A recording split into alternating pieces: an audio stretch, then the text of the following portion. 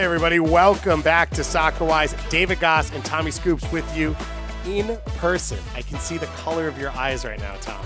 I was about to say I'm just making awkward, stern eye contact with you to try to make you feel uncomfortable. Should we do it the whole show? Yeah. Locked in right now. The key to this is we don't have video because I didn't bring a camera. Yeah. So no one knows anything that's happening right now. We're laying in bed together. Yeah, we are actually. We are in Charlotte, North Carolina. It is the site of the first playoff game. We're going to be doing a special live show on Thursday night at a brewery. Not going to promote it too much because the show's coming out as it happens. And we have a interview with Kristijan Kahlina, starting goalkeeper for Charlotte that I did inside the stadium a little while ago that we will be running on here as well because we are on site for this one. Gorgeous fall day. Perfect for soccer. That game is Friday night. It's the first game of the round. And we're going to talk about every game coming up.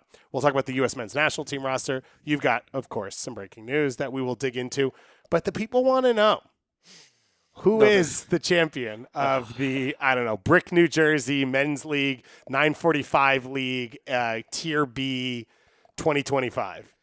Unfortunately, we lost. It's a tight one. Good opponent. Good result. 1-0, which is very abnormal for a men's league game. The other team's keeper played very well. Listen, we weren't good enough, and we're going to have to reload for next week for the next season in the top division, as we should be. It's all right. It's over 30. I'm 30, and a couple of my college friends that I still play with, few of them are turning 30. We're reloading next session. Don't you worry. When you are elevating next season, is that you're getting promoted or you're going into an older league? Or promoted, I think. The guy because we just ran through our division. Got it. So what do you think about moving up? I was like, how about we win the title first? Is the champion going up? I hope so. We need revenge. Ha. And because of that, it's been a long 12 to 14 hours for you post-game? Yeah, been a lot of self-reflection, feeling empty inside. Sadness, and then some complications trying to fly. It's difficult, but we made it. We did make it, and we are here, and we are excited. I think we'll probably try and get a preseason pod about the team scheduled for a week or two. Sounds good to me. You flip right back into the next season. Next week. No, there's no rest in Brick, New Jersey. Grind set. Always grinding. Yeah. I said grind set to Jordan on the show yesterday as a joke, and I was like, wrong show. It's a different show. She was probably like, shut up, nerd. Yeah, she's also lived it. Yeah. She is the grind set. So it's a little bit different. I think she got released on some list of advisory board. Dude, do you see the other names on I that? don't understand what the list is, Me though. neither. Okay. She's on a list with, like, Eli Manning and, I don't know, Taylor Swift, Travis Kelce. What were Chris the other Paul, names? Julie Foudy, Lauren Holiday, Ken Griffey Jr., Alex Morgan, Lindsey Vonn, Magic Johnson, Brittany Mahomes, Sue Bird, Eli Manning, Ken Griffey Jr. And our very own Jordan Angeli. Grant Hill, yeah. And they're all owners of teams. So that's what their is connection. the advisory board for? I would assume it's NWSL advisory board.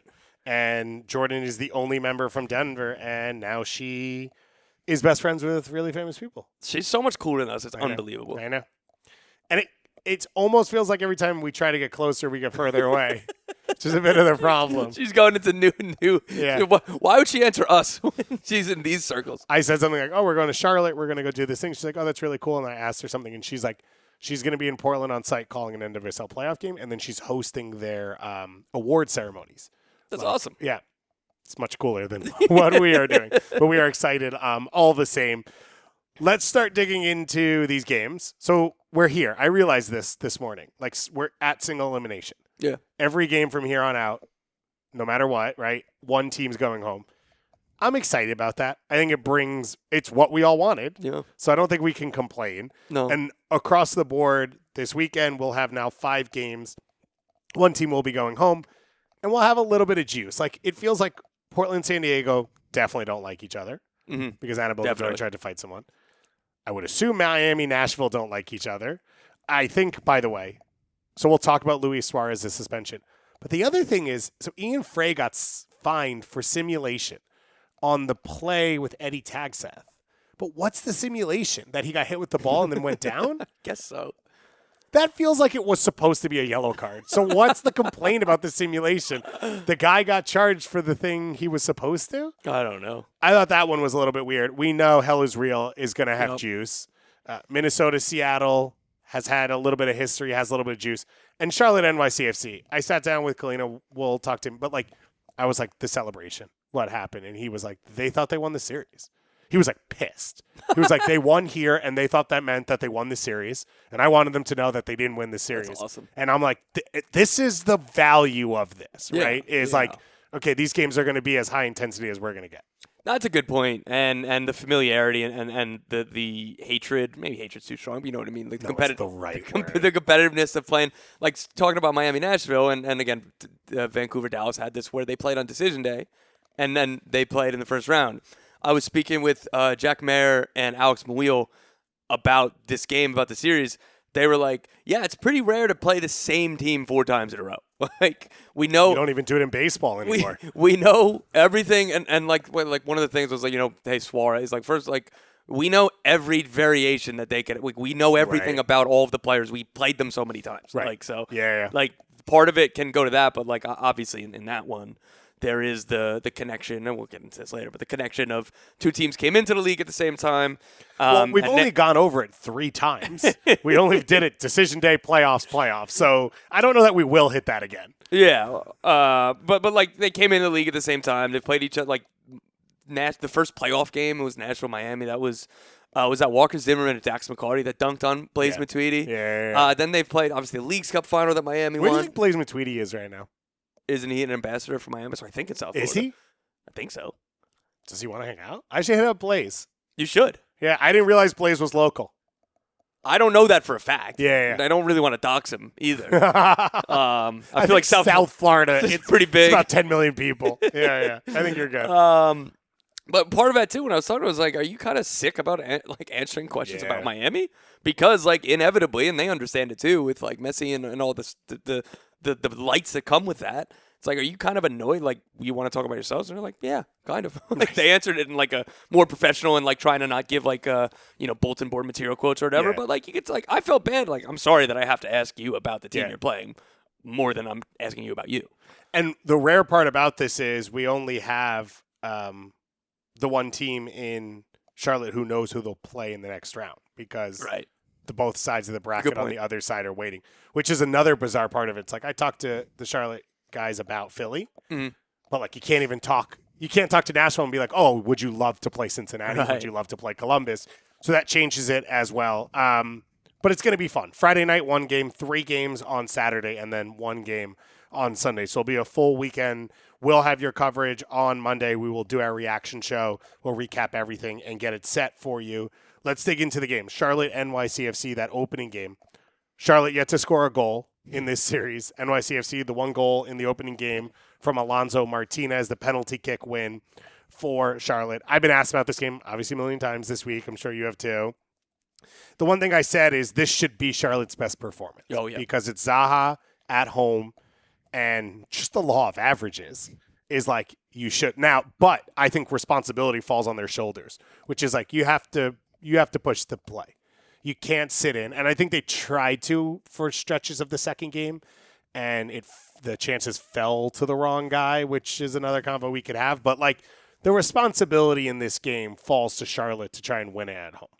Exactly, and I hope that they take that responsibility and go for it. I hope that they're trying to make the game and they're playing against NYCFC, and NYCFC like to have the ball. I hope that Charlotte are no, man, we want to impose our will in the game rather than, hey, we just kind of want to bunker and counter.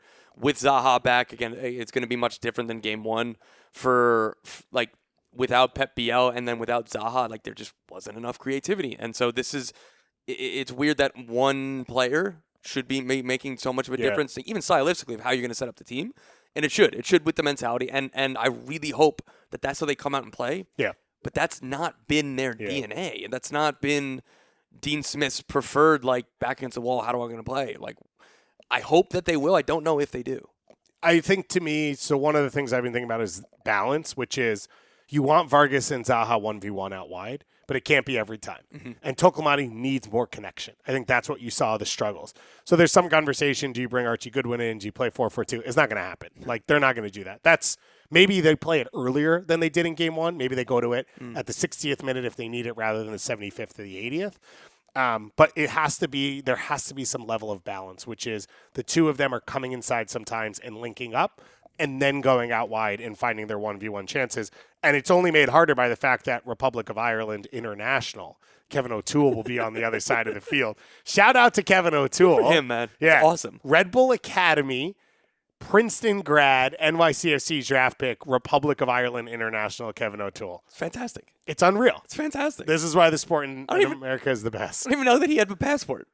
I don't know that he did for a while. I would assume there's someone in Ireland looking at rosters, sees the O and the apostrophe, and is like, let's call them up and let's see what we could do. There's been a couple that have tried, right? They tried hard for Jack McGlynn. That was one, yeah.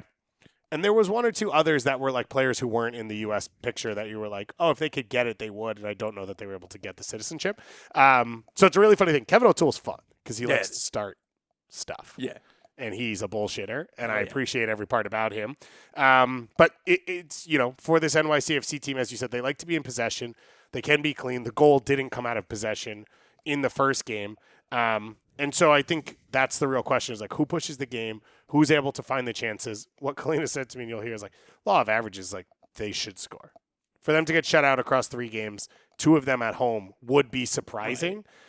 And he's like, I don't know where it'll come from, but it will come. And you're like, well, okay, where will it, like, we should have an idea of where it will come from. And I think this has been some of the frustration with Charlotte the whole year is like, they're malleable. They can play against everyone, but how do they impose themselves? And if you get a home seat, at some point, that's the point. Is like you get the chance to impose yourself.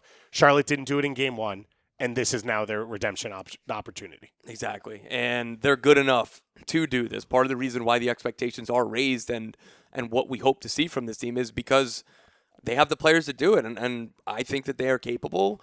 I think that they could still be obviously competitive if they just try to make the game defensive and see what they can do with a 1v, like transition moments, little things like that. But this team, again, I hope to see more of them taking the game to NYCFC rather than trying to recoil and hit them in transition, which, again, like I understand that as a tactic and as a style, and hey, maybe that is the right play here. But for me, I would love for them to go out brave and be courageous and take it to NYCFC. Do you have a pick? I would lean Charlotte. Yeah. I think NYCFC, again, with it being in penalties in game 2, but like that, what a missed opportunity. Yeah. Coming back now to Charlotte, like you've said. Yeah, you stole home field advantage. Here was your chance to close it out, and you didn't. And you're talking about law of averages, about the goals and stuff, right? Like NYCFC, I think, have played well over these 2 games, particularly in the first one. And sometimes, like, Matt Freese is obviously really, really good too, but so is Kristijan Kahlina. So it comes down to PK shootout. Both teams like their chances with their guy, and it ends up being Charlotte. We'll have the interview with Kahlina at the end of this episode. Let's move on to our next game, though. We're going to do these in order of the schedule. So if you are wondering what the schedule looks like, you can just remember what we're saying. FC Cincinnati Columbus kicks off Saturday. So it's 4, 6, and 8 o'clock Eastern time. We know Yuya Kubo will be suspended for this one, coming off the red card. I'm assuming you're living the same Noonan questions I am right now from the Cincinnati faithful. Yeah, this is a very interesting topic I want to get into. The 4 o'clock game is Minnesota-Seattle. Oh yeah, I skipped over that one. Yeah. Got to put the Western Conference game first. So that's 3 Central Time, whatever it is. I mean, they're all kind of in the same time zone at some point as well. So Minnesota-Seattle. So let's get into that game. It was the most bizarre game in game 2. Yeah. We talked about it a bit on Monday. And I think it's one of those who comes out of it feeling better. Like, does Minnesota say, hey, we actually were there and we got blitzed and it wasn't a big deal? Or does Seattle say, no, the 35 minutes of us going up 3-0, that's what was real, and we have a clear path of how to handle things in game 3?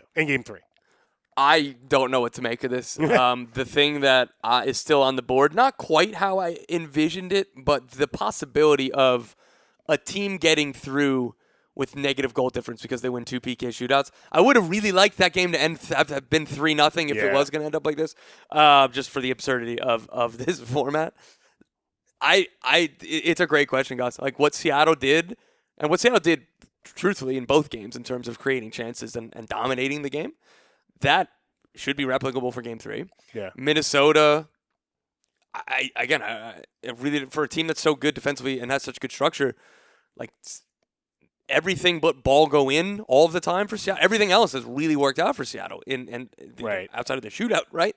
So it's I really don't know what to make of this game 3. I think it's fascinating. I'm very, very excited for it. Minnesota need more going forward because, again, as we spoke last show, the 2 goals, they didn't create that. That wasn't out of pressure. That was a mistake, 2 mistakes from Seattle, and pretty mindless ones, the kind of mistakes that you make when you're up 3-0 right before halftime. So Minnesota, there's still huge, huge question marks of what can they do other than, hey, Dane St. Clair, you got to be special. Yeah. So Alex Roldan went off with an injury in the previous game. I think it was a groin. And then Rienzi came on sort of early for him. So that's something to watch. It doesn't change the shape for Seattle because they both play the position the same way. Alex Roldan has more experience.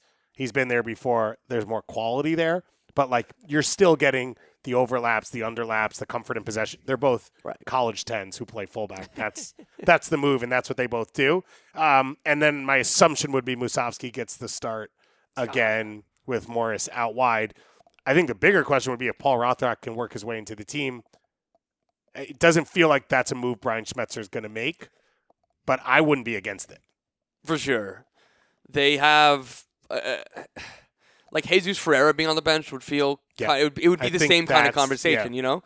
So they're both deserving starters. To get Musovski on the field, one of them has to be dropped. I really, really like Paul Rothrock. I would like to see him starting, but I can't really argue too much with Jesus Ferreira. Right. I would, if it were me, I would lean Paul Rothrock, but it's not a bad option, or it's not like the wrong decision. It's not objectively a bad decision, I don't think, either way. So he should have a part to play in this game, whoever starts, whoever comes off the bench.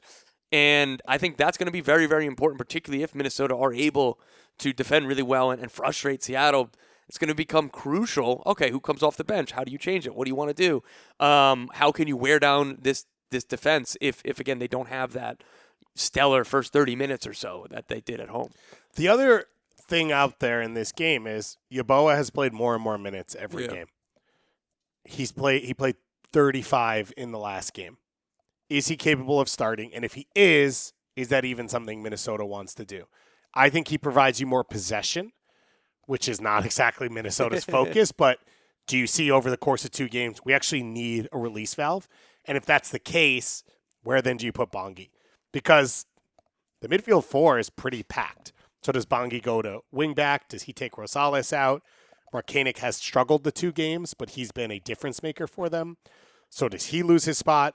Those would be the big question marks for Eric Ramsey, but this feels like the game or the series where we know the most of, like, they're going to play the way they've played. It's going to be a third one. And I think if you're Minnesota, you could look back and say, like, it's a deflected second ball off a set piece for Obed's first goal. Mm-hmm. That goal doesn't go in. We are who we are. Right. We don't give up the next ones. We stay in the game. And I think that's fair for Minnesota to read it that way. And I think they should, because they should come into this game with confidence that if they are able to play in a similar way, that they can get a result. Do you have a pick for this one? I'll stick with Minnesota. Okay. I have Seattle in my Bracktober, which, by the way, if you haven't done yours, your NWSL one is out. So you have to go do that before Saturday. Yes. If you want to win across all 4, you get the spending spree at your club. You also can enter each league. So if you've missed other ones, but you want to do the NWSL one as well, you could do that. I believe that I have Seattle as in this tier, which was tier 2. I had them as my pick to go the furthest, if not to win the whole thing. And I'm going to stick with that. I don't have a lack of confidence in them. And Kristijan Roldan just called back up to the national team. Feels like the overwhelming feeling coming out of that game is they're flowing, they're back into who they are, and they're capable of taking this result. The place is going to be electric. Yeah. It is going to be so loud. The first corner kick is going to be crazy, and that's going to be really, really fun to watch. So that's something to look forward to. Now we're on to Hell is Real. Do you want to do the Pat Noonan thing? Yeah. I'm not shocked, but I'm shocked. Yeah. This team was literally the worst since, Chivas in their first 2 years? Yeah, and they were the worst ever. Yeah, Pat Noonan and Chris Albright in the front office came in, and immediately they've become one of the best teams in MLS. I understand that doesn't give you a lifetime contract, and that doesn't absolve you from criticism, But I feel like I saw something on Twitter that was like, I hope we lose Game 3 so that Cincy can fire Pat Noonan. That's so wild. I was like, what are you talking about? Yeah. And there's another side of this that I can accept, which is they've got, if you want to count it a weird way, there's like 6 DPs or 7 DPs that have all time been DPs on their roster. Teenage Hadebe used to be one. Brenner used to be one, right? Has Orjano ever been listed as one? No, I'm sorry, just a teenage. 100%. So like that's one of the things that, you know, there's and if you take that one away, if you just add Denke and Evander, like they spent X millions of dollars. If you add Brenner in, they spent X million dollars on him. It's a $55 million attack. Like, can they not do better? Can they not win? And then the last piece is, are they going to lose to Columbus again? And are they going to lose their rival? They finished second in the league. This is a bad year for them. Second in the league. If this is your floor, how is this a guy you want to walk away from? And for anyone who's not a Cincinnati fan or maybe a Columbus fan, because they're probably keyed in, we are bringing this up because most of the comments we are getting on social media, most of the questions we are getting is like, is Pat Noonan in trouble and should he be out? And it is the number one conversation I'm getting from this portion of the soccer sphere. And clearly you as well, which I'm shocked by. I agree. To be fair, like I haven't spoken to like league sources. No. This is all fans. No, I understand what you're like, but I think that's an important denomination. And just to reiterate, I'm not suggesting that they are absolved from criticism, right? Yeah. I'm not sitting here, oh my God, how dare you? No, we've said over and over again, we've been underwhelmed. And particularly Cincy versus like Noonan versus Wilfred Nancy, it's gone Columbus. Yeah. But the same argument I made for why I don't think that LAFC are underperforming because they lose in finals at Columbus. Yeah. We can't spend all the time we do talking about how special, particularly the 23-24 Columbus Crew were, and then be like, well, you couldn't beat them, you must stink. So for me, it's I don't know. I just think Pat Noonan's one of the best coaches in the league. This isn't the barometer, but hypothetically speaking, if he was available, everyone would interview. Yeah, how many people would be calling? St. Louis would be stoked. Yeah, right? St. Louis would be so excited. Yeah, I get it with the attack. It's mostly been constipated the entire season. Yeah. Like there have been great Evander moments of individuality. It's a great word to use. They've used Denke has had like I think he's very good, but nothing has felt connected. Nothing like Orjano has not been the same guy. Again, I don't know if that's down to Evander's style. I don't think it is. But yeah. So there are fair reasons to be like, why isn't there more? But to go beyond that, I think is just way too far. And then one of the conversations they've not won a trophy, and so one of the conversations is, do they show up for big games? And I think that part I can understand coming out of Game 2, which was they looked unprepared. They didn't look ready for the moment. And that's not unprepared like they didn't do tape. Right. It's like they were not up to the intensity level from first kick, and why wouldn't you be? Mm-hmm. You've already faced this team once. You've been in this building more than once. You know the rivalry. You drove past the sign to get to the game. Like, you know everything that's happening. And they came out on their heels, and they got blitzed for it. And whether Kubo gets sent off or not, they have no chance in that game. They're barely going to survive. And Arston's creating chances, and, you know, we talked about it, what Taha brought to the team, all of that. I think all of those complaints are fair. And if it happens again in this game, it's a huge problem. I wouldn't say anything happens from that. This year, if you want to talk to me in 12 months, if it all looks exactly the same, okay, maybe that's a conversation we could have. In saying that, we know there's no Kubo because he's suspended. Orjano came back and played some minutes. Nobodo came back and played some minutes as well. I would be shocked if Cincinnati came out in a similar way. Mm-hmm. Like, there's just no way that happens to you twice. They've got question marks on the back line because Alvis Powell does not look capable of playing. Flores looked bad, as I said on Monday, but came into a bad situation. And I don't really trust Teenage Hadebe. I never have, but you have no choice at this point. And so this is a Cincinnati team that has to figure out a way to sort of plug some of these holes. I don't know how much you get out of Nobodo. I don't know how fit he is. I don't know how sharp he is. And if you add him, do you just take Guidi out, who I think's been pretty good, or is there a way to like push Evander into a more attacking role, or do you take away the 5 in the back and do you put Evander up top and play 4 in the midfield and say like, okay, can we clog some numbers here if we have Buka, Guidi, and Nobodo? But all of that would be stepping away from stuff that Cincinnati has been at their core for 2 years now. Yeah, I'd be doubtful for a formation change. It's an interesting kind of thought point, but it's not really the time to do that, I don't think. And like a lot of this could be solved if Miazga was available, which is unfortunate, particularly going back for him being suspended in the past for playoff games. So it's just unfortunate timing. And I know he was injured last year. So 2 years ago was the pizza box suspension, the referee room. But so this is now what he will have played 2 playoff games in 3 years. Yeah. So not many, which again, it's unfortunate. Each of those situations, like you can't plan on the injury again this year. I know that he's not, an Iron Man in terms of starting 34 games every season, but this is just bad timing rather than I think something else indicative. And that's a Max Sam center back. That was the defensive overhaul that you signed. Yeah. That was their guy in that first season when they took over. He means so much to this team. Not having him hurts. Columbus fans, I'm sure, aren't really shedding many tears when they don't have Wessam Abu Ali and all the issues that they've had this season. Yeah. Rudy Camacho made his debut in the last game, which is crazy. Yeah. So injuries happen. It's all part of it. I think the things would look a lot different if Miazga was back there. For me, I still have Cincy here. If they're able to get, I have them winning cup. That was my bracket. Because, I think they're just going to get better as the playoffs go on. If they're able to get out of this. Yeah. And after game 2, doesn't look great. No. But the getting better arguments does not feel there in the game 1. Game 2 was worse than game 1. Yeah. But it's a home game for FC Cincinnati to win or go home. So I think one of the hopes is if Flores comes in and plays at the level you'd expect, does that release Ekenike to then take advantage of the space Arfston leaves? Because Alvis Powell was such a tire fire in the last game that Ekenike was sucked in trying to deal with Taha Bruin, and then Arfston's running off him. And it's, Columbus, you're not going to stop.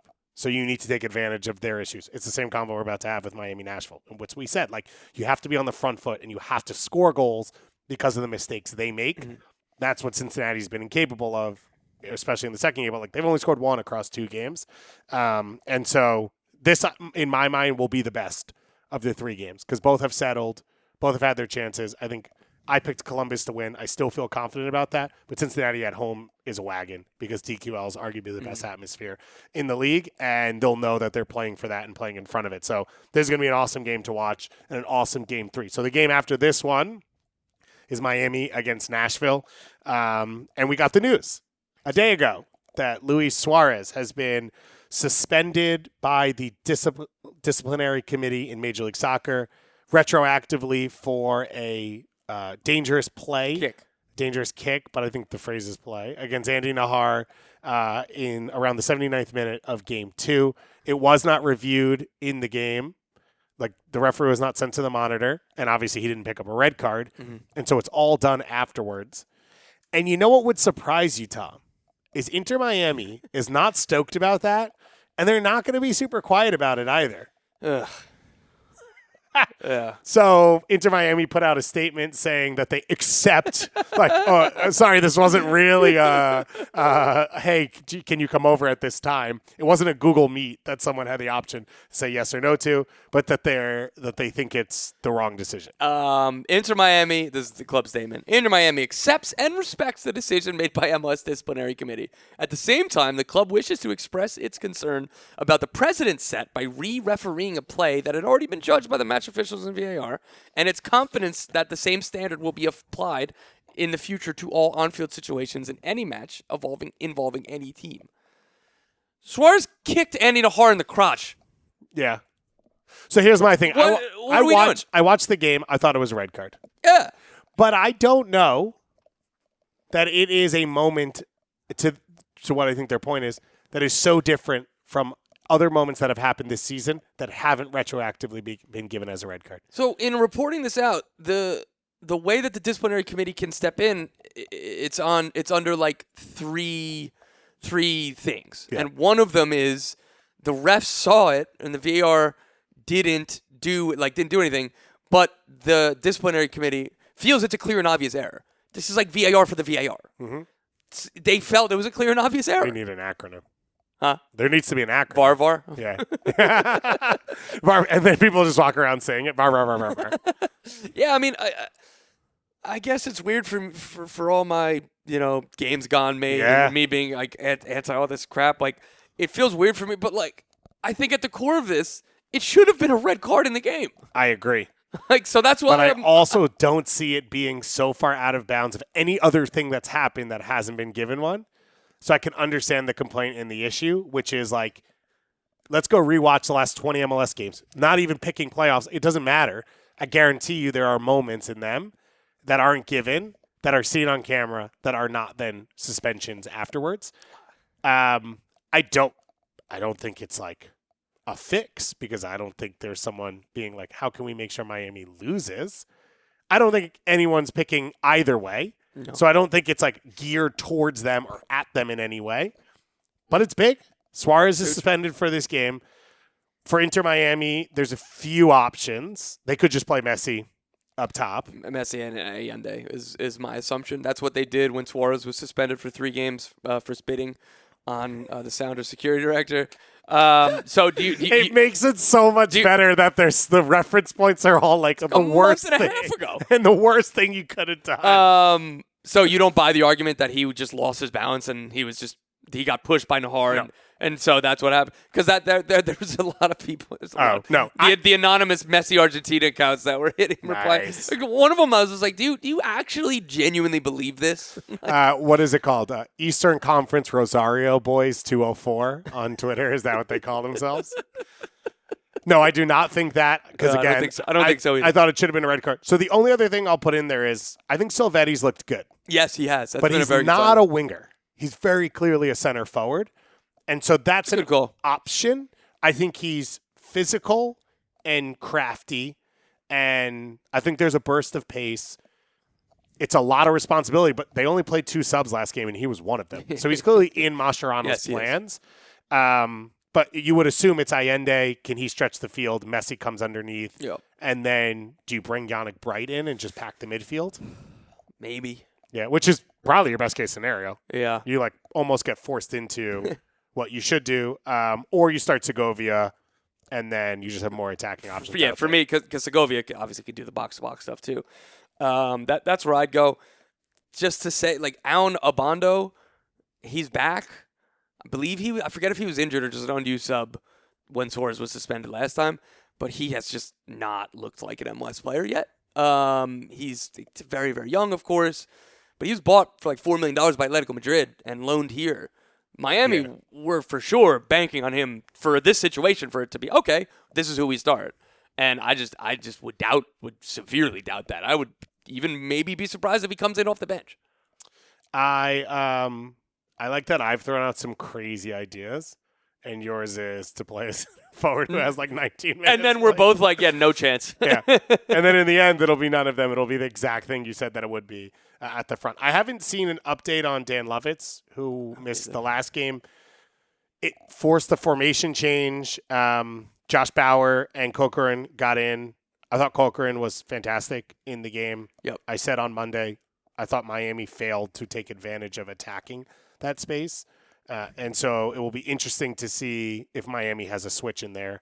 Does Ian Frey get the start again? Does Frey maybe get slid inside or something like that, and that changes the shape for them with Suarez being out? Because that's the other option, right? They go 5-3-2. They push Frey in as a third center back. Noah Allen comfortably plays there as well. There's a few different options for them. To me, the Nashville thing's the same game plan, right? Do they come out, play on the front foot, and try and win the game?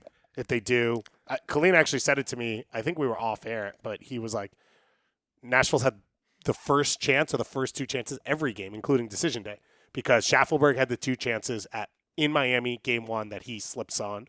And if that's it, they are up 1-0, up 2-0. But then while they played much better, they score them in game 2. And that's the difference.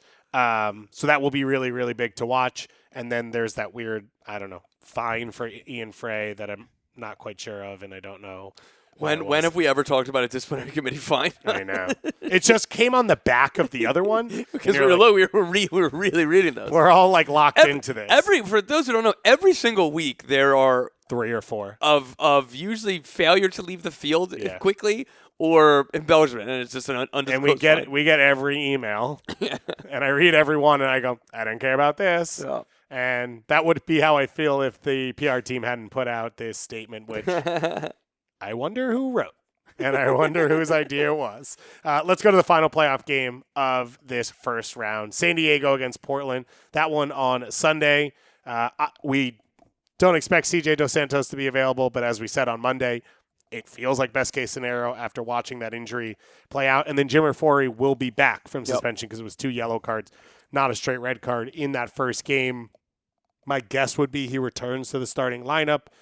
He brings a little bit more two-way play than Kamal Miller, but still balance for Mascara to push forward and get into the attack. And then we're waiting to see which teams show up and which. I mean, we've got over the course of the 4 halves, I would cut them even in half and say like 8 quarters. Yeah. We have seen one team for Portland, 2 of them, 3 of them. We've seen one team for San Diego, 5 or 6 of them. And the question is like, what's the real thing and what do we get a full game of? That's a good way to put it, because this game, I think there will be I think Portland are a live dog here. I think that there are going to be moments where they have the chance to score, whether it's Velde or transition moments. CJ Dos Santos, there hasn't been an official update since he's undergoing. They didn't put out a timeline or anything. A fractured cheek. I hope that he's all right. Be shocked if he's playing. Yeah, and that's no inside information. That's just watching the game. Like how anybody could play again would be incredible. So that's a question mark now for San Diego on that back line and in goal. Sorry. So there's going to be moments for Portland. Will they be able to withstand the waves of pressure that San Diego will have more of the moments.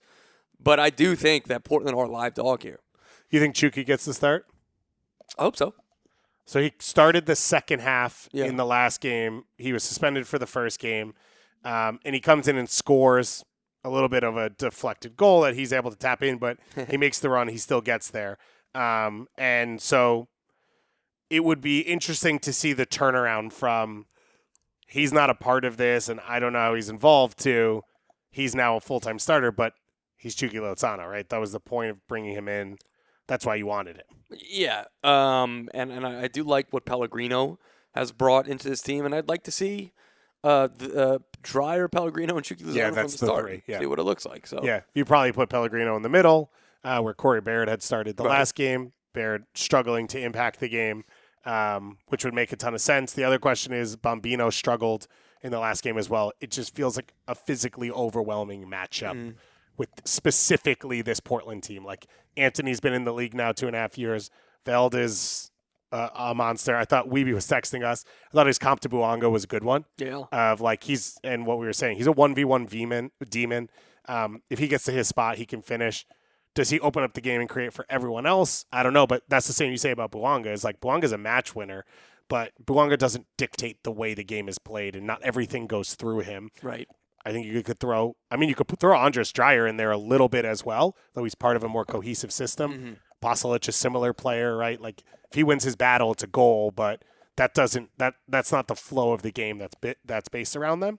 So yeah, there's a ton of talent. There's match-winning talent on both sides. I think there's a question mark at center forward for Portland. They've got options, but no one's performed at a high level. So is it Kelsey? Is it Mora? Guerra? I don't even know. Do you throw a T2 kid in there who scored off the bench to save your entire season? How great would that be? It would be the most MLS thing that ever happened. And then next year he wouldn't have a contract. That would be the most MLS thing. It's like, we're actually going to spend $2.5 million on someone else. A 19-year-old from Paraguay. Yeah, exactly. And then he goes on to have a long 10-year MLS career and does great things. But all of these games are live. I didn't have us pick the last few because I forgot about it. So let's start here. San Diego, Portland. Yeah, I'll be boring and say San Diego. Okay, I'm going to say San Diego as well. And then we didn't do Nashville, Miami. Miami. I'm going to go Nashville. Woo! Yeah. So we've got a couple splits in there. Yeah. I'd love to just embrace debate, guys. Embrace debate. I'm actually more impressed, by the way, Nashville lost that first game. We've got one more thing to talk about before we go. Well, a little MLS news. Tata Martino official. Yeah. We talked about it a lot when the reports became you saying, is this going to happen? It just hasn't yet. Anything you feel differently or anything that's popped up with the details or something that you think stand out? Yeah, so this is obviously a very, very interesting decision, and it is a 2-year contract. It says it signed through 2027. There was an initial report that suggested it was a 1-year deal, which would have been shocking to me. Yeah. So I think that makes more sense. Yeah, Tata's back. They got a lot of work to do. We know what he's capable of, and again, strip away the Atlanta history. This is a really good hire for any MLS club, I think. Yeah. Given what he did in Atlanta and Miami. He's earned the right to have a big personality and a big say in decisions, and that helps. And we'll see what that's going to do in terms of the roster, because they do need some changes. They were already trying to overhaul the defense in the summer. I'm still hoping that Alexei Miranchuk is playing somewhere else so they can bring in a designated player. What does Tata like? They spent a couple max TAM slots in the summer.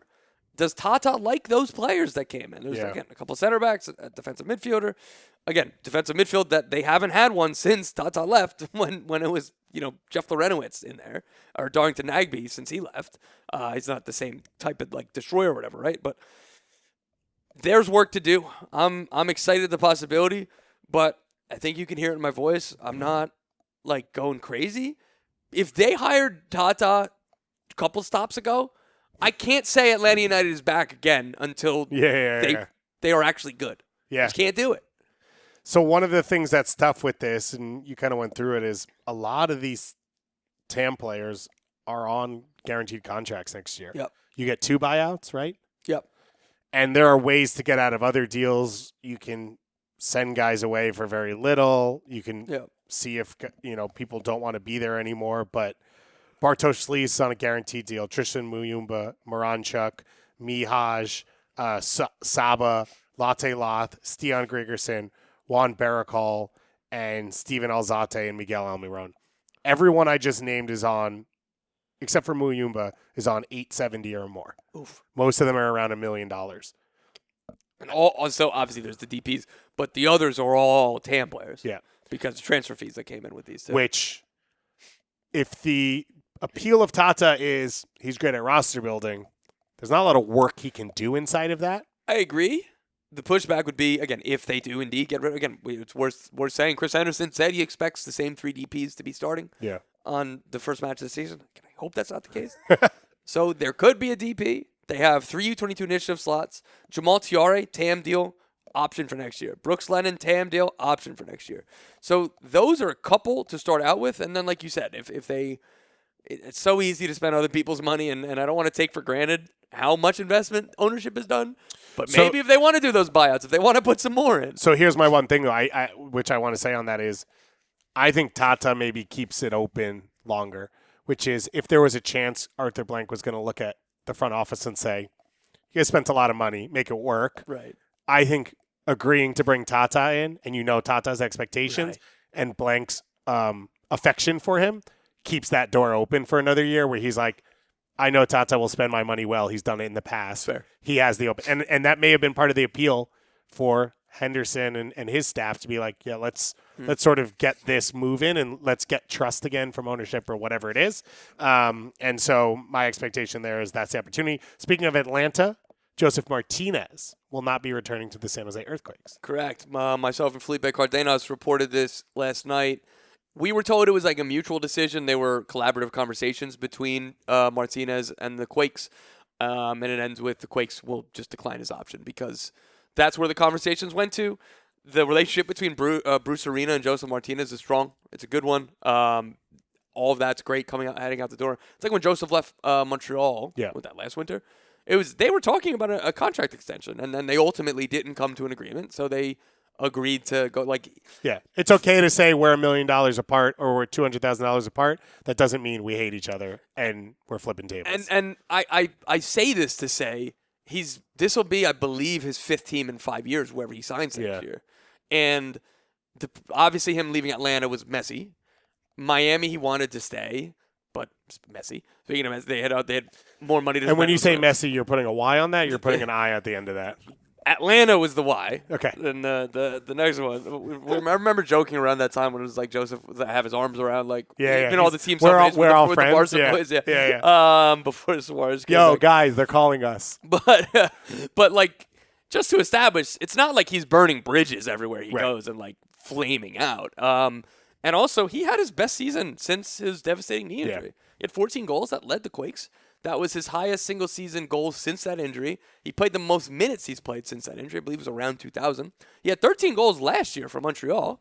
So this is a guy who scored 27 regular season goals in, 3,500 minutes, something to that effect. It's a good player. He's 32. He comes with a big personality, a big name, and everything else, and that can be tough. But the guy's just scoring goals. He's not an explosive regular runner anymore. But when he's making his sprints, he's made them count. It's difficult to build, like, if you're a pressing team, he doesn't really fit. But I thought in San Jose, fit well. And we're told he's always got interest in going back to Atlanta. Tata Martino's back. That helps. I'm just looking at the standings right now and thinking about teams and openings and, like, where he could fall. I think the work he's done over the last 18 months rehabs the idea of, like, teams would take flyers on him. The right team. The question would be how much money he would expect. Yeah, it's a good question. I think he would actually be a pretty clean fit here in Charlotte, not as a guaranteed starter. That's a good shout. Tokonati's the guy. Archie Goodwin's a part of it. Josef at 600 or 700K, be around them, play sometimes, don't play sometimes. And I think there's a list of teams you could put in there. You could put Minnesota in there, like, Bongi's playing as a center forward and a wingback this year, so clearly you're thin at one of those positions. I just don't see how he fits under Eric Ramsey. I mean, you have to defend, but you're not pressing high. Fair.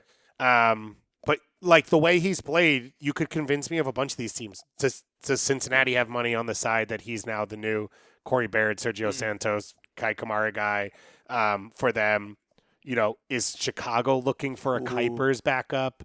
He's a true fox-in-the-box center forward. He'd score goals in Greg's system, but do you want to bring a guy like that in right now? Like, is that an interest?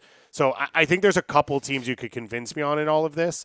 And if Josef doesn't care about the number and he wants to win, then the options are even bigger. Yeah.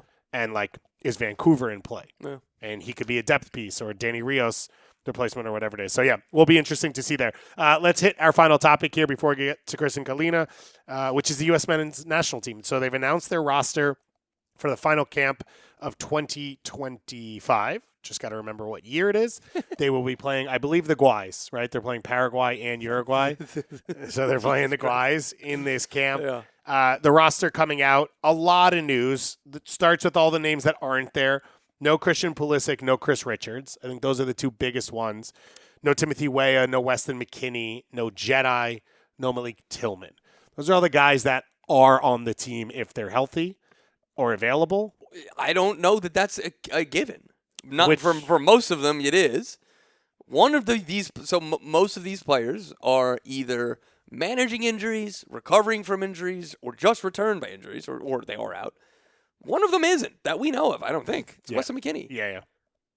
Weston wasn't going to be on the Gold Cup roster.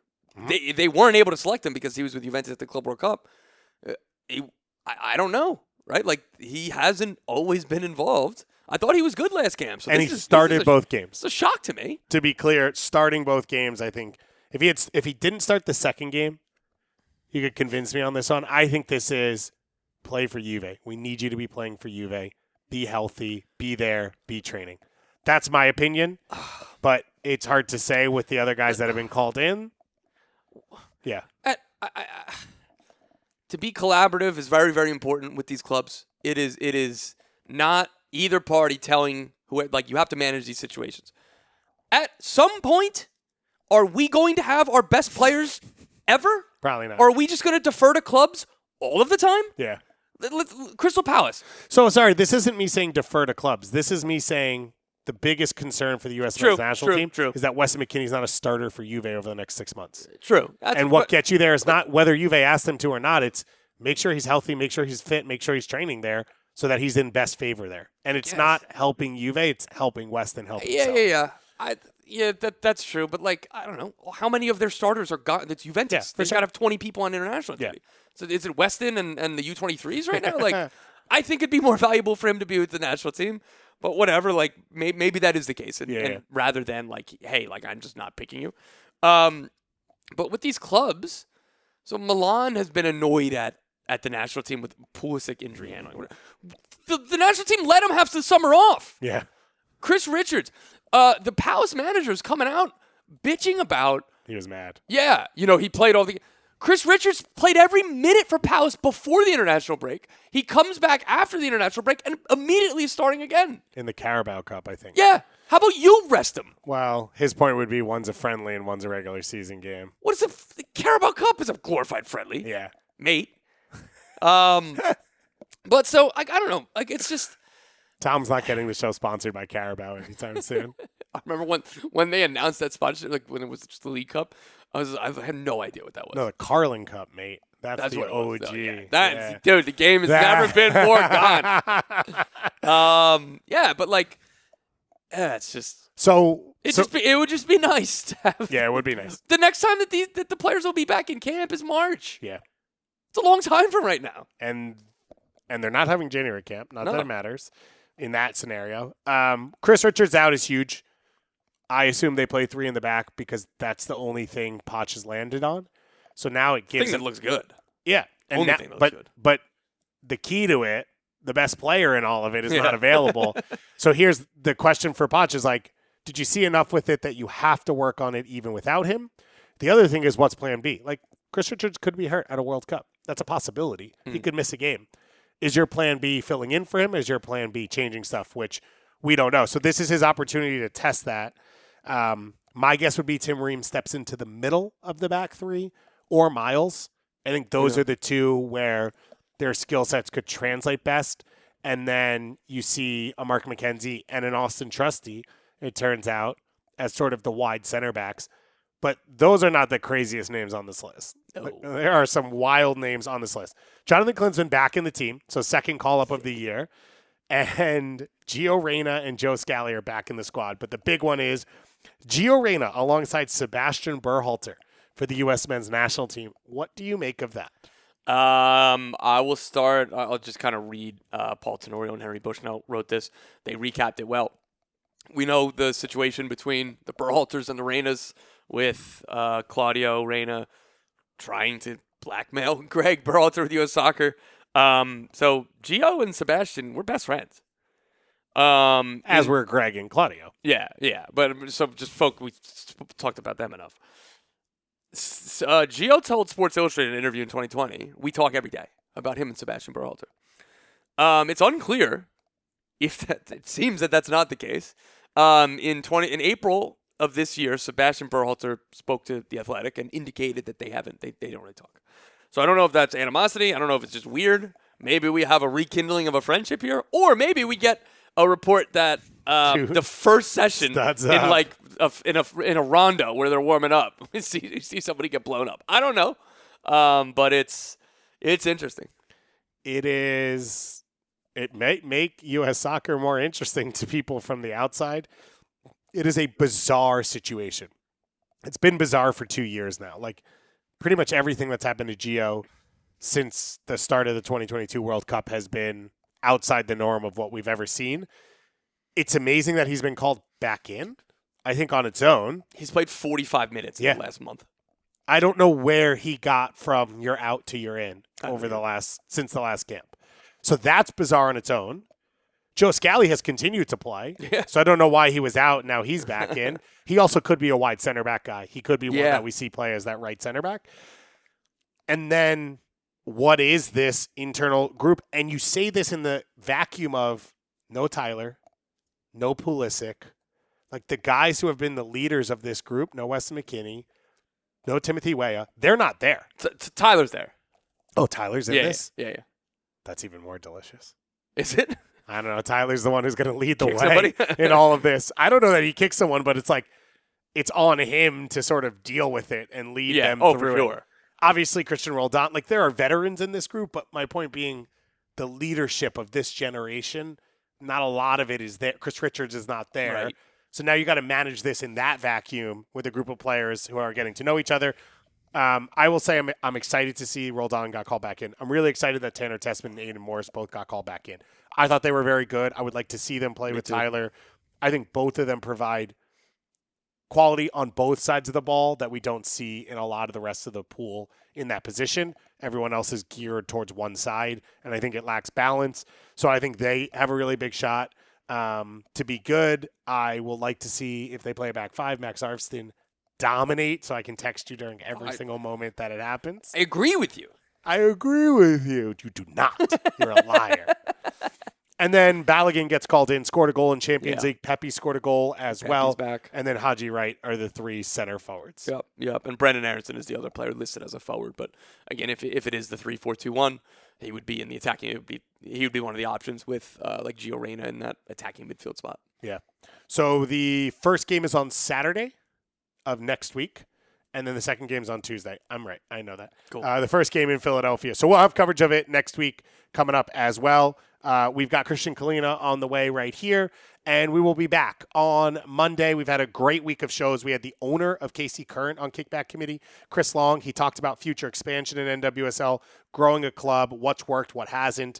So a lot of interesting nuggets in there.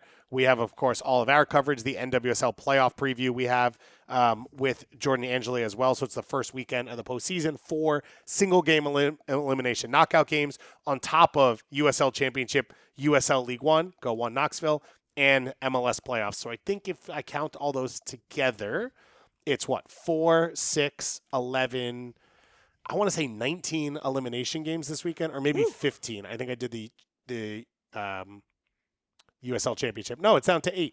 Yeah. So 19 elimination games this weekend, and we will be back on Monday with all your coverage of it. But let's go now to Kristijan Kahlina.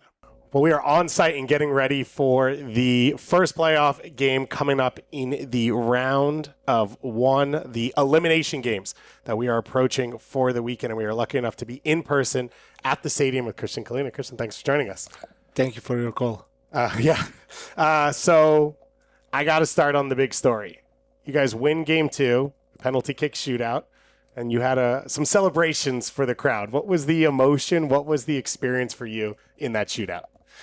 It was really nice to beat them at their home with their fans, and I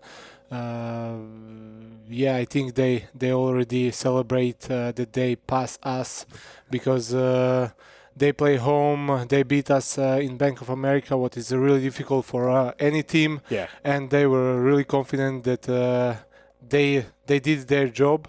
And in the other side, we prepared ourselves to beat them there. We did it, and now we are back at the bank. This is one of the conversations around this format of the playoffs. Some people are upset there's not single elimination, but the other part is it feels like there's this tension that grows. Like you've now played NYC twice in 2 weeks. Do you feel that sort of tenacity as it grows over the course of the games? Yeah, it's a little bit weird because you can. Even we play against them maybe 5-6 rounds before the end of the season, home or away, and it's a little bit. You can know the better opponent from every game what you play, and I think both of sides now everything knows about each other. Even I don't think so that they analyze us anymore, and we don't analyze them anymore. Something specific. It's more like some small things, but.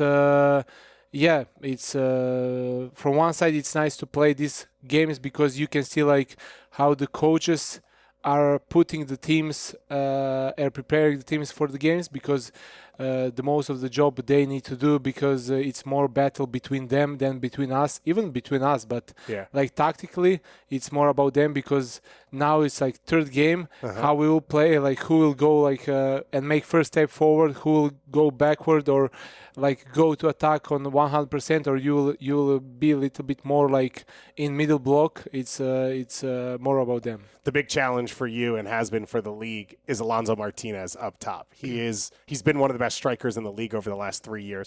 What makes him special, and what have you learned about him as you've seen him a couple times?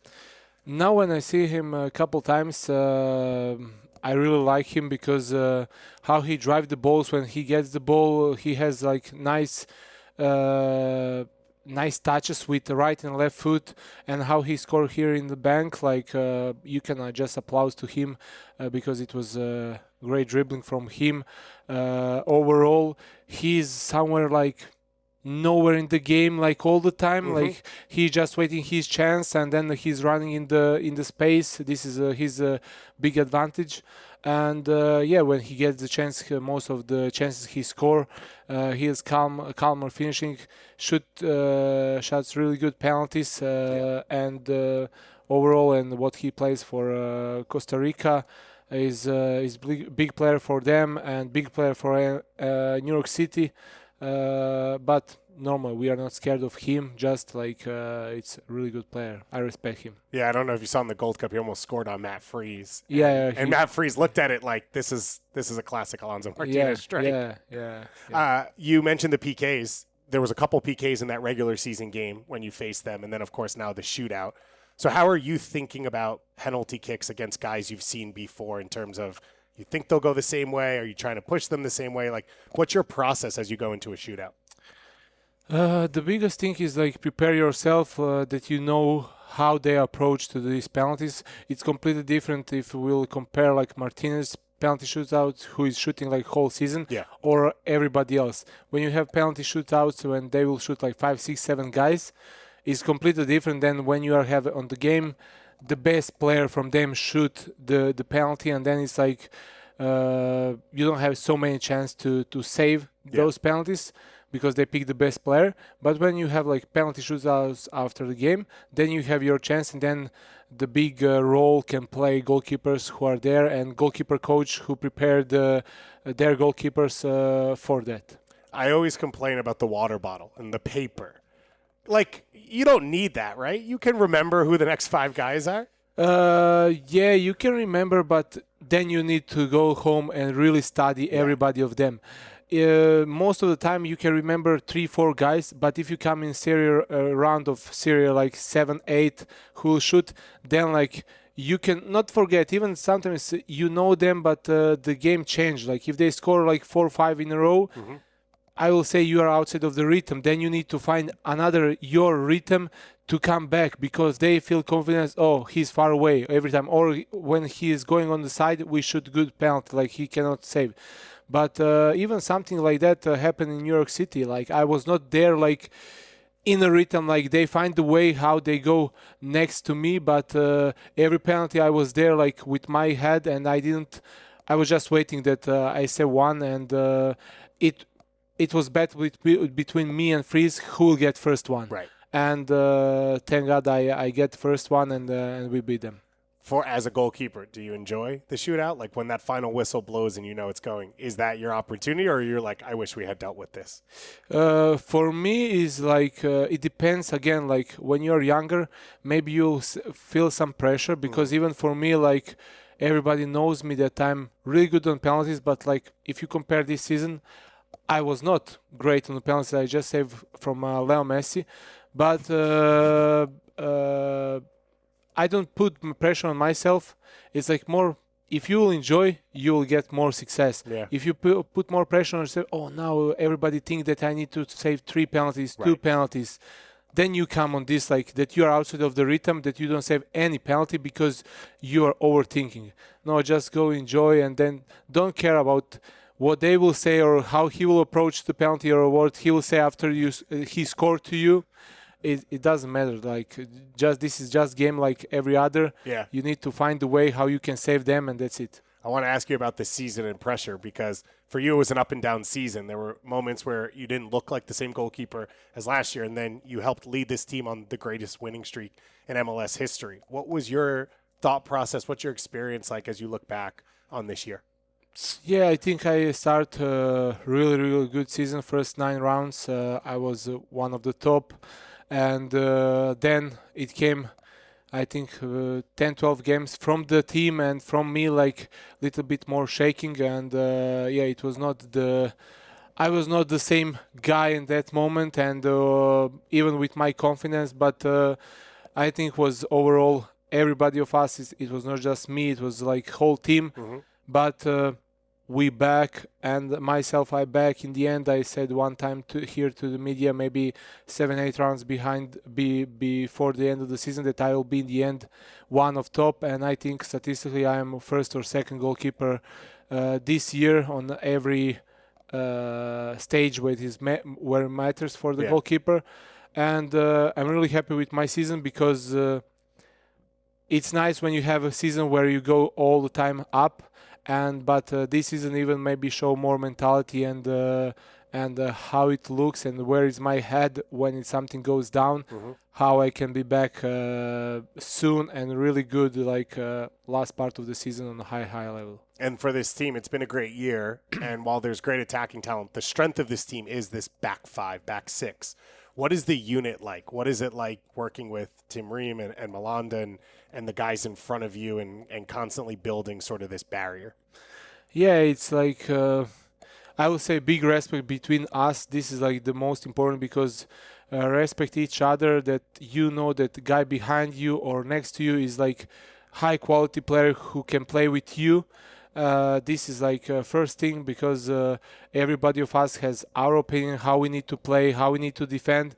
But when you respect each other, and when we say something to each other and we get this information in our head and try to understand my teammate, then you can grow up. If you have just your opinion and you go for like straight for your opinion and your guy is not accepting this, then you go like you're just waiting mistakes from each other, and then you will say, oh, I say to you, you say to me. But if you are like try to work together like we did whole season, even when it was tough time, then you have a defense like we have. What is it like working under Dean Smith, and what's it been like sort of developing into his style?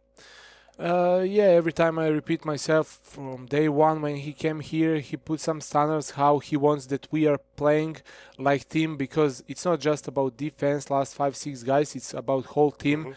I will say if we have like two wingers who are not playing defense, you will feel this, that we cannot like hold this all clean sheets or all the games where we play really good without them.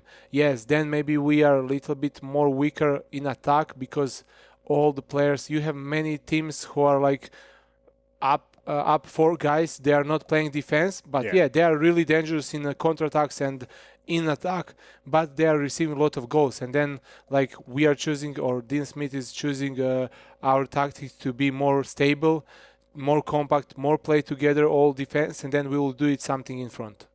The big thing though for you is you've yet to score from the open field in this playoff round. What's it going to take for this team to break through? Again, I will say we don't need to put pressure on ourselves, because we didn't score last 2 games. This is our game. We play like that whole season. We just need to stick to our plan, and something will happen. We will score tomorrow by set pieces, penalty, free kick, counter-attack. They will make mistake. I don't know how, but for sure I'm sure that we'll score tomorrow goal 2, and that we can beat them on this way. What would it mean for Charlotte FC for you to progress past this round and win this first playoff series?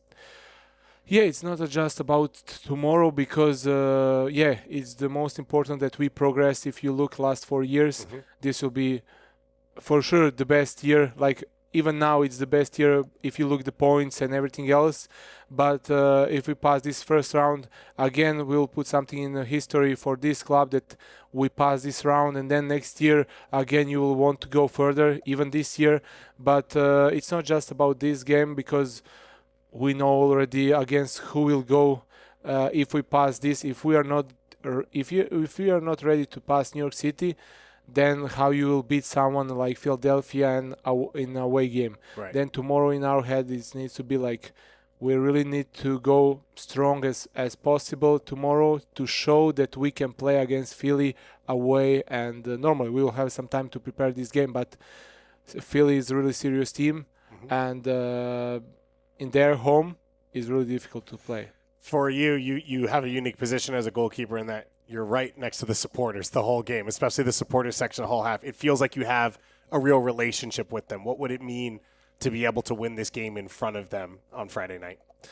Yeah, it's Friday night. It's much nicer than Tuesday night what we had, and I think the fans will enjoy more because normally you have a week in front of you.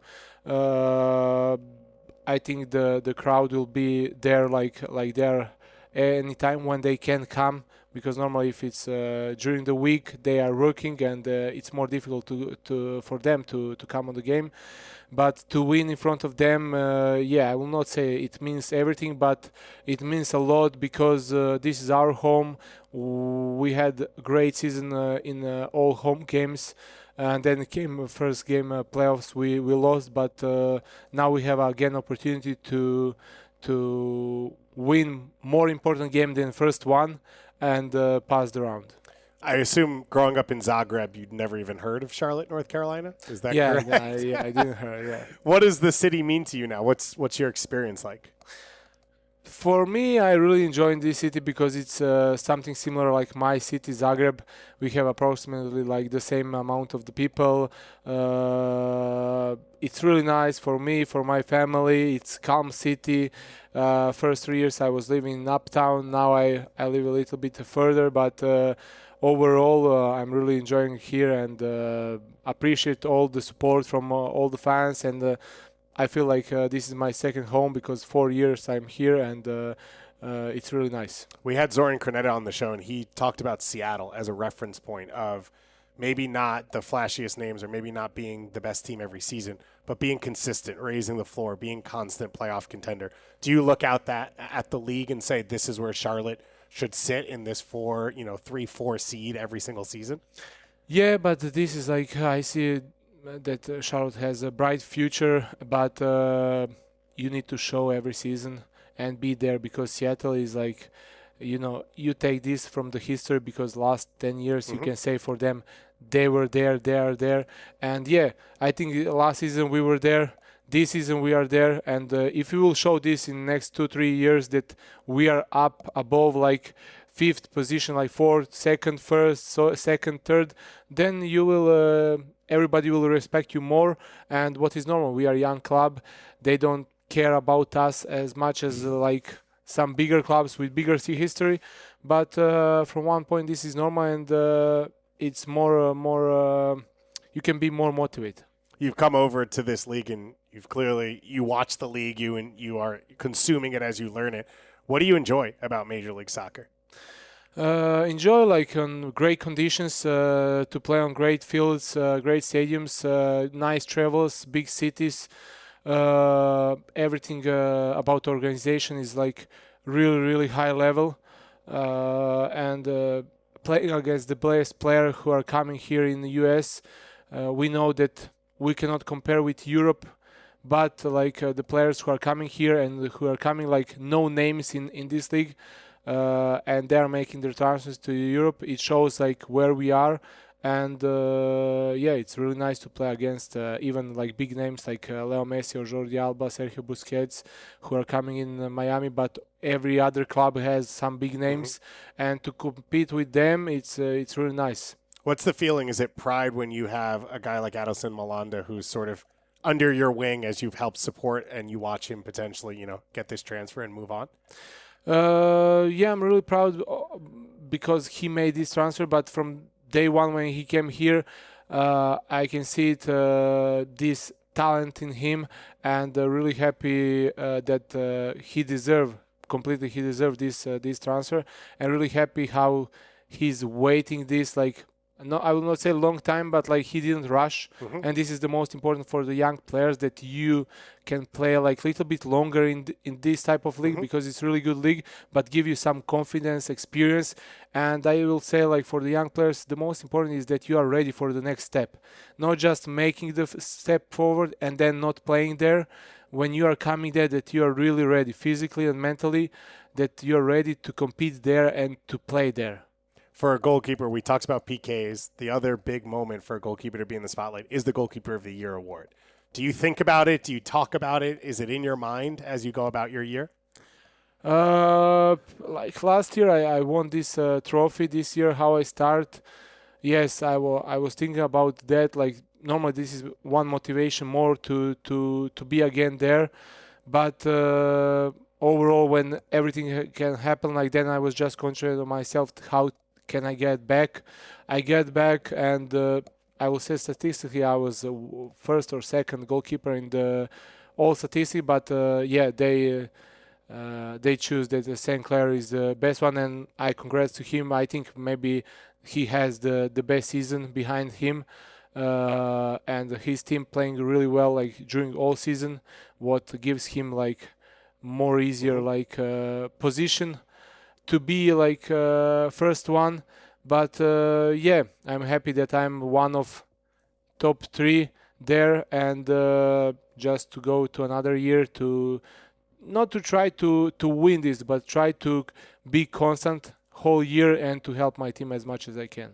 Before I let you go, has there been a conversation about MLS Cup? Has it been talked about this year?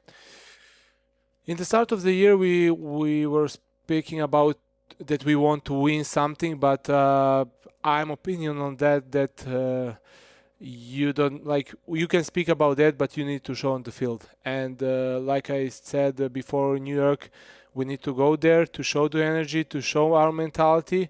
We did, and now it's again about us. Like nobody can take this from us if we want this. But just to speak like, oh, we want to win, I think we are far away from that. We have 4 more games with tomorrow, from game by game. If we will win tomorrow, we will be one step closer to MLS Cup. But it's everything on us. Well, we're looking forward to watching too, and I appreciate you taking the time to chat with me. Thank you very much.